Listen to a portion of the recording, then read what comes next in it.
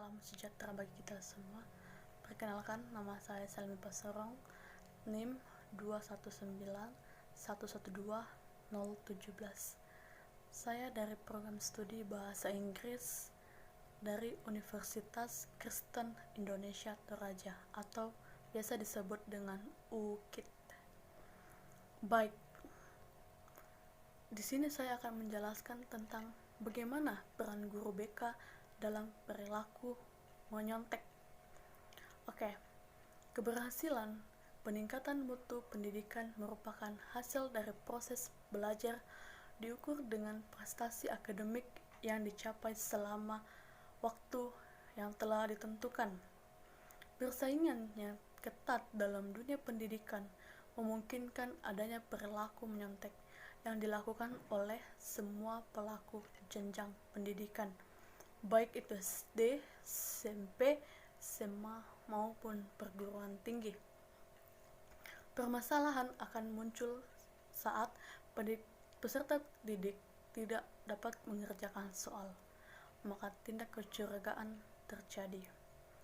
Tindakan menyontek, mencontoh pekerjaan teman, atau mencontoh dari buku pelajaran seolah-olah sudah akrab di telinga masyarakat. Perilaku menyontek dapat disebabkan oleh berbagai faktor. Siswa yang memiliki kepercayaan diri rendah memiliki indikasi perilaku menyontek.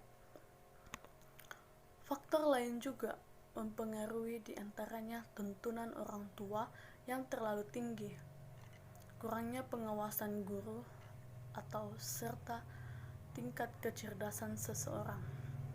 Rendahnya kejujuran dan percaya diri yang dimiliki siswa juga menjadi penyebab siswa menyontek. Menyontek dilakukan oleh siswa ketika pengawas ujian lengah. Kesempatan itu dimanfaatkan siswa untuk menyontek atau sekedar bertanya kepada teman.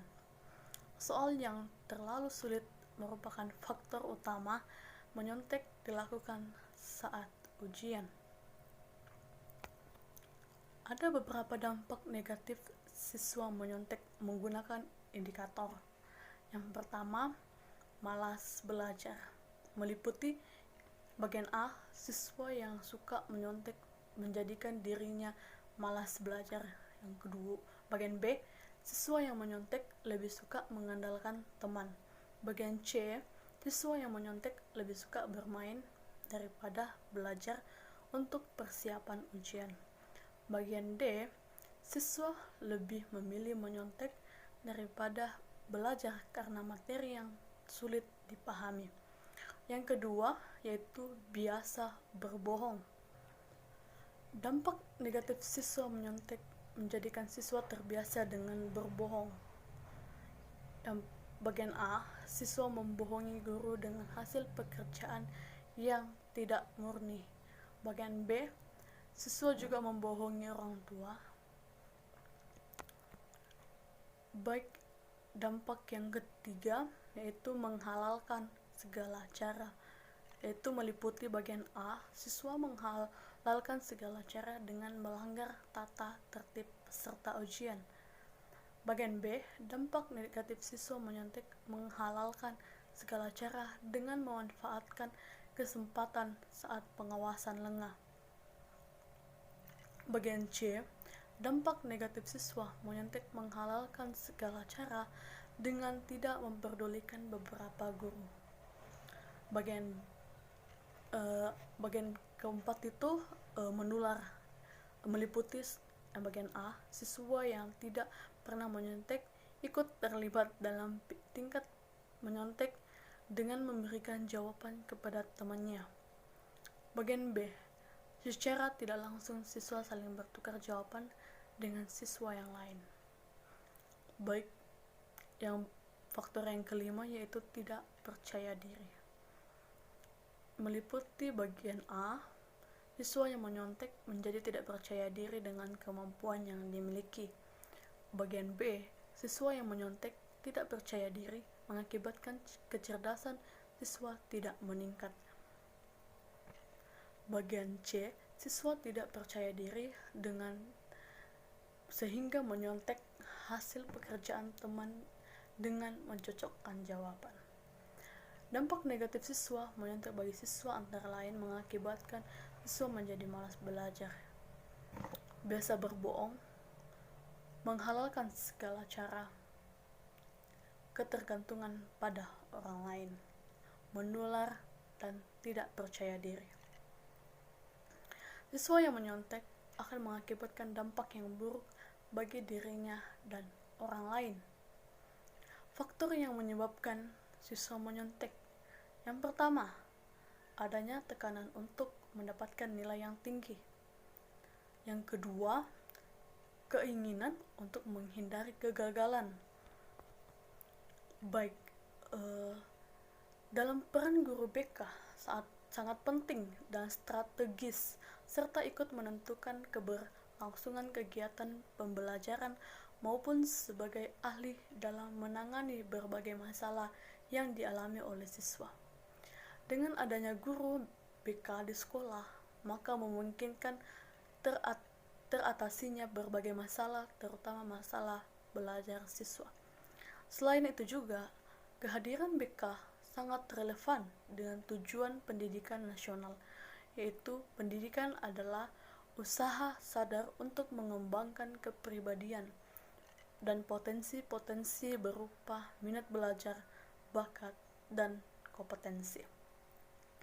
Adapun tujuan BK di sekolah adalah membantu siswa menjadi lebih matang dan lebih mengaktualisasikan dirinya, membantu siswa maju dengan cara yang positif, membantu dalam sosialisasi siswa dengan memanfaatkan sumber-sumber dan potensinya sendiri.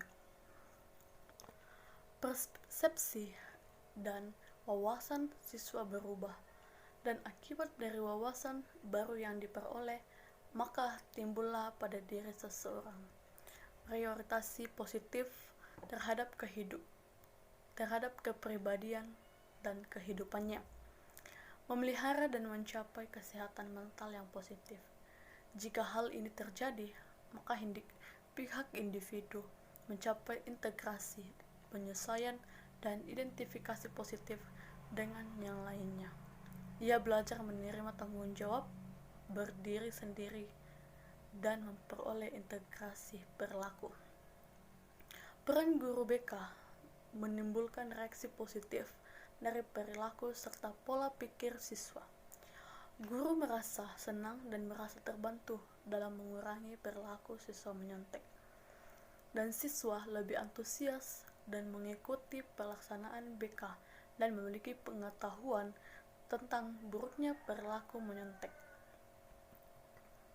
Peran guru BK ini memiliki tujuan untuk memberikan wawasan yang lebih tentang buruknya perilaku menyontek, sehingga siswa dapat berpikir dalam ketika ingin menyontek, dan setidaknya siswa mengurangi kebiasaannya dalam menyontek saat ujian berlangsung.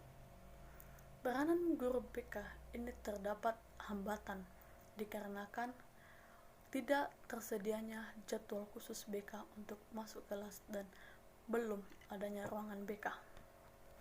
Dari perilaku tersebut, tentu saja guru BK akan memberikan dorongan dengan melaksanakan layanan kepada siswa yang malas belajar dengan menggunakan layanan informasi dan materi yang terkait, yaitu motivasi belajar siswa. Ini merupakan salah satu dorongan kepada siswa agar dapat menumbuhkan rasa percaya dirinya terhadap apa yang dikerjakannya dari hasil dia sendiri. Menyontek biasa dilakukan dengan berbagai cara oleh siswa.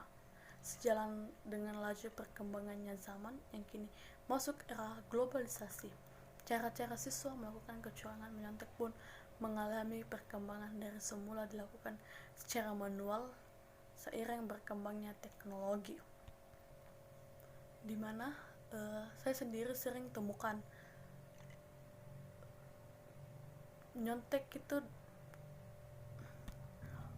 itu memiliki cara yang banyak Misalnya membuka catatan kecil, membuka catatan pelajaran, melihat pekerjaan teman, bertanya pada teman, lempar-lemparan kertas catatan dengan teman, saling memberi isyarat atau kode jawaban untuk teman, dan memanfaatkan teknologi.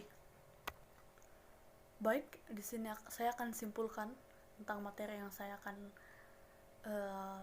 bagi pada hari ini, di mana bahwa upaya guru BK untuk mengurangi perilaku menyontek adalah dengan melaksanakan program umum, yaitu yang dilaksanakan semua personil sekolah. Upayanya yaitu yang pertama, menanamkan sikap jujur dalam siswa.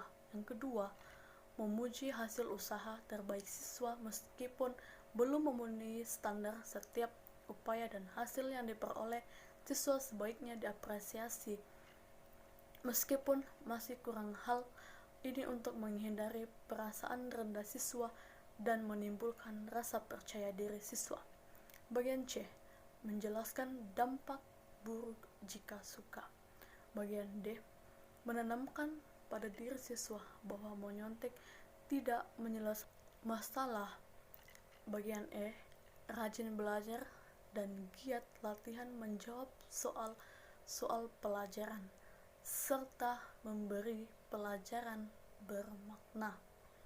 Yang kedua, bahwa bentukan-bentukan perilaku menyontek di kalangan siswa adalah yang pertama, mengganti suatu jawaban ketika ujian atau tes sedang berlangsung depan dengan menggunakan catatan ketika guru kelas dari kelas, menggunakan catatan ketika tes atau ujian berlangsung, atau membawa jawaban yang telah lengkap maupun dipersiapkan dengan menulisnya terlebih dahulu sebelum berlangsungnya ujian.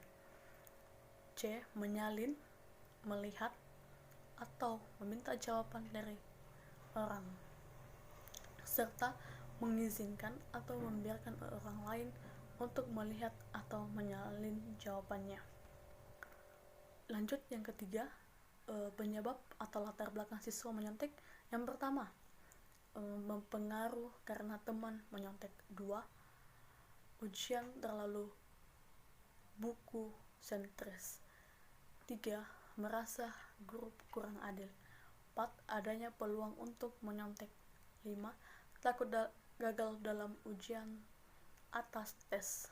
6, ingin mendapatkan nilai tinggi.